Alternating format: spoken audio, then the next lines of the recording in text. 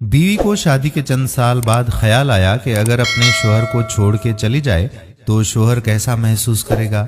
ये ख्याल उसने कागज पर लिखा कि अब मैं तुम्हारे साथ और नहीं रह सकती, मैं अब बोर हो गई हूं तुम्हारे साथ, मैं घर छोड़ के जा रही हूं हमेशा हमेशा के लिए। उस कागज को उसने मेज पर रखा और जब शोहर के आने का टाइम हुआ तो उसके रद्दे अमल को देखने के लिए बिस्तर के नीचे छुप गई।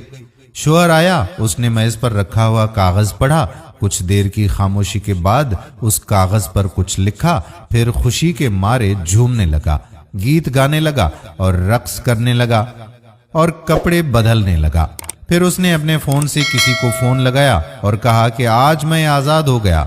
शायद मेरी बेवकूफ बीवी को समझ आ गया कि वो मेरे लायक ही नहीं थी, लिहाजा आज वो घर से हमेशा के लिए चली गई, इसलिए अब मैं आजाद हूं और तुमसे मिलने के लिए मैं आ रहा हूं। कपड़े बदलकर तुम भी तैयार हो के मेरे घर के सामने वाले पार्क में अभी आ जाओ। शोहर बाहर निकल गया। आंसू भरी आंखों से बीवी बिस्तर के नीचे से निकली और कांपते हुए हाथों से कागज पर लिखी लाइन पढ़ी, जिस पर लिखा था कि बेड के नीचे से पांव दिखाई दे रहे हैं, बावली पार्क के करीब वाली दुकान से ब्रेड लेकर आ रहा हूं, तब तक चाय बना लेना। मेरी जिंदगी की खुशियां तेरे आने से हैं, आधी तुझे सताने से हैं और आधी तुझे मनाने से हैं। मेरे प्यारे दोस्तों, मियां बीवी का रिश्ता ऐसा ही होना चाहिए जिसमें हंसी मजाक, इखलास, मोहब्बत और एक दूसरे के लिए एहसास का जज्बा हो। अगर लहजे में सख्ती और दिल में बुग़्ज़ हो तो रिश्तों में कड़वाहट पैदा हो जाती है और ऐसे रिश्ते कभी परवान नहीं चढ़ते जिनमें मियां बीवी एक दूसरे को नीचा दिखाने में लगे हों।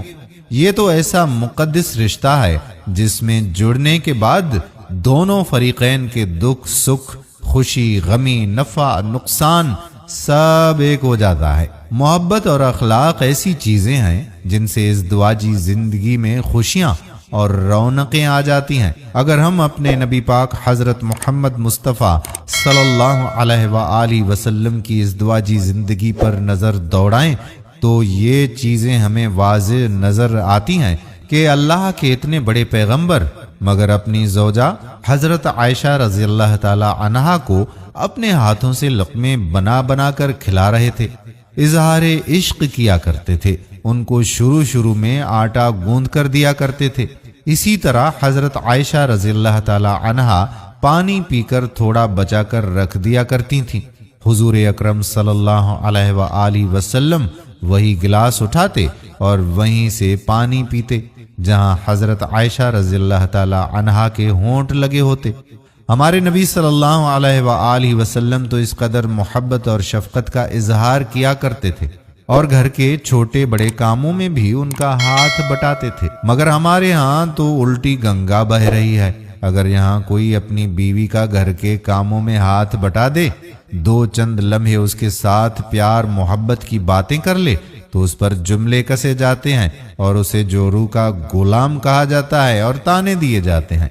मेरे प्यारे दोस्तों, हमारी 2/3 जिंदगी इसी रिश्ते में गुजरती है और अगर हम अपने इस रिश्ते को मजबूत और खुशगवार बना लें तो हमारी सारी जिंदगी सुकून और चैन से गुजरेगी और ना सिर्फ हमें इसका फायदा होगा बल्कि हमारे आने वाली नस्लें भी एक मुस्बत और खुशगवार माहौल में जन्म लेगी। इसीलिए हमारी अल्लाह पाक से दुआ है कि मियाँ बीवी दोनों के दिलों में एक दूसरे के लिए मोहब्बत और एहतराम का जज्बा पैदा करे और हमेशा हंसी खुशी अपनी जिंदगी गुजारे।